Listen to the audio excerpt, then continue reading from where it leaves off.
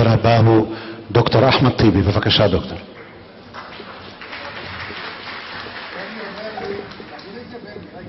בני אומר לי שהוא בא לממשלה בשביל להיות שר בלי תיק, לא לעבוד, לא עשו דבר, ועכשיו אני רוצה להטיל עליו עבודה, נו. תודה רבה. אין ספק שנושא המושב הזה הוא אחד הנושאים החשובים בחיי מדינה המורכבת מיותר מלאום אחד. המציאות במדינת ישראל היא מציאות לפחות דו-לאומית, כאשר יש רוב יהודי ומיעוט ערבי, רוב יהודי המוכר כלאום שליט, ומיעוט ערבי המתנכרים או הלא מוכר כמיעוט לאומי. ולכן הדרישה של המיעוט הזה ושל נציגיו והנהגתו היא בשני מישורים. המישור הראשון הוא במישור האזרחי, כלומר זכויות פרט, ובמישור הפוליטי זכויות קולקטיביות, זכויות קיבוציות. הדבר בדרך כלל, למרות שהוא זכות אלמנטרית בכל הדמוקרטיות בעולם, נשמע כשאנחנו אומרים אותו כהתרסה כלפי אוכלוסיית הרוב. אני רוצה להזכיר לכם מקרה בתקופת המנדט הבריטי. אלטשולר, בעל מסעדה, מר אלטשולר, פנה לבית המשפט כי עיריית תל אביב כנסה אותו כי הוא רצה לפתוח את המסעדה שלו בשבת, ולכן הוא פנה לבית המשפט המנדטורי נגד עיריית תל אביב שכנסה אותו.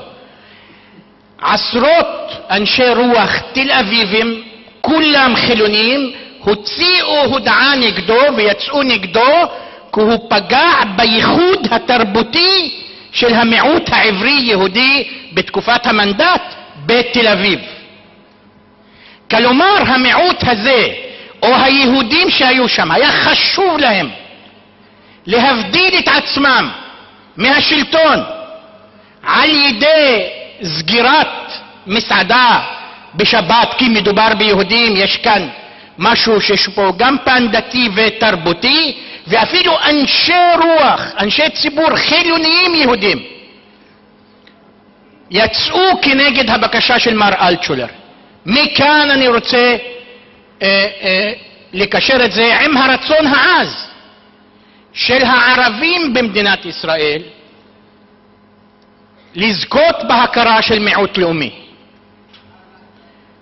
ולכן עלינו לעבור כברת דרך ארוכה. בניגוד למיעוטים אחרים בעולם, לא עברנו עדיין את השלב הראשון של שוויון אזרחי ושותפות אזרחית מלאה. שוויון אזרחי. בוא רבותיי נבדוק את התחומים שיש בהם שוויון מלא בין יהודים וערבים במדינת ישראל. בואו נתחיל לספור. קרקע, אין שוויון. תקציבים, אין שוויון.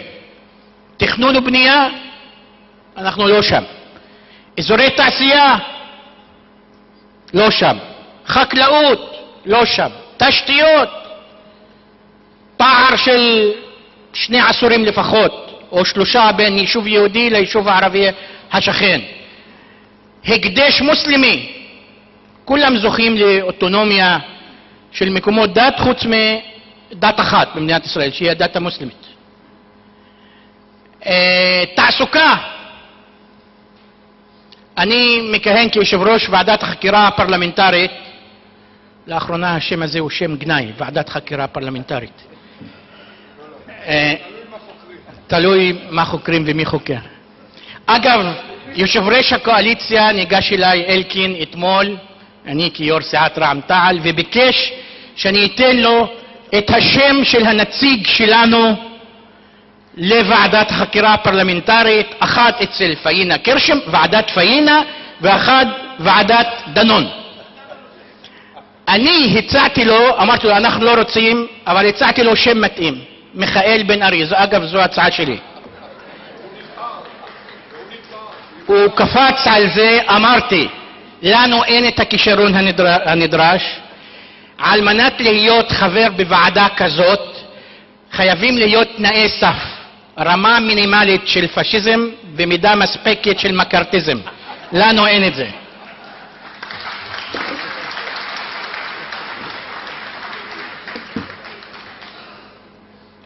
דיברתי על תעסוקה. אנחנו מהווים 20% מהאוכלוסייה, ובוועדה שלנו אנחנו מגלים פעם אחר פעם אחר פעם מספרים מבישים של תת ייצוג בולט. רק 6.7% בשירות המדינה הם ערבים. יש משרדי ממשלה שאנחנו לא שם, אנחנו פשוט לא שם. חברות ממשלתיות כמעט לא שם. ולאחרונה, אתמול,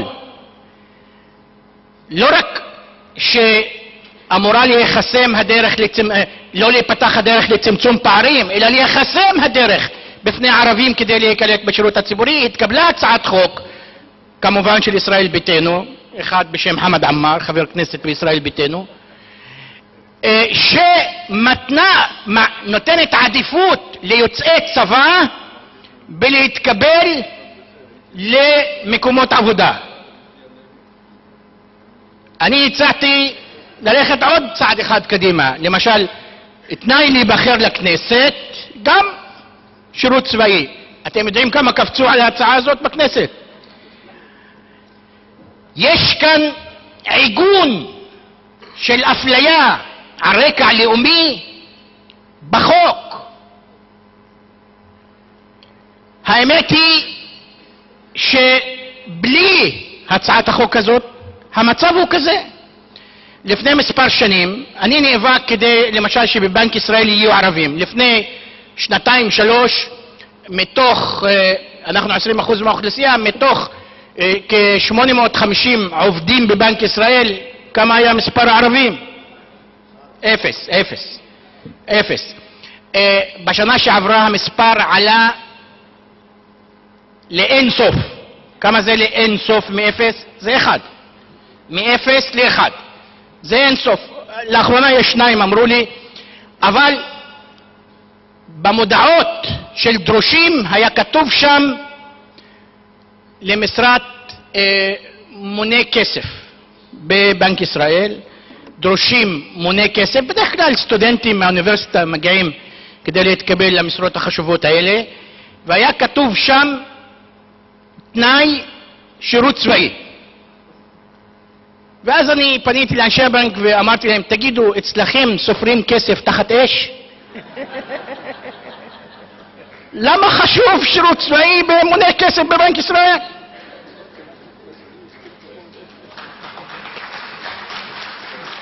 אם לא כדי להקשות על הערבי להתקבל אפילו למשרה הצנועה הזאת.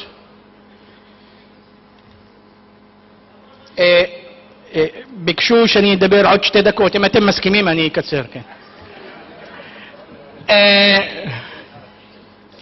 אני רוצה לדבר על זכויות קולקטיביות. מה זה זכויות קולקטיביות? דיברו עליהם אנשי אקדמיה והם מטיבים לעשות זאת. אני אגע בהם בקצרה. לגבי שפה, תרבות, קרקע, משאבים של המדינה. אנחנו לא אוויר, לא נוכחים נבגדים. 20% מהאוכלוסייה זה מיעוט רציני. אגב, בישראל לא בכדי קוראים בני מיעוטים, לא קוראים מיעוט, בני מיעוט. לא בכדי, כי הם לא רוצים שהתביעה שלי למיעוט לאומי תתקבל או תעוגן בפרצפציה של האנשים, המילה מיעוט. ולכן אומרים מיעוטים. מה זה מיעוטים? מה הכוונה של הממסד שקרא לערבים מיעוטים? ערבי, ככה הם קוראים. ערבים, מוסלמים, בדואים, נוצרים, דרוזים, צ'רקסים, מיעוטים, הרבה מיעוטים.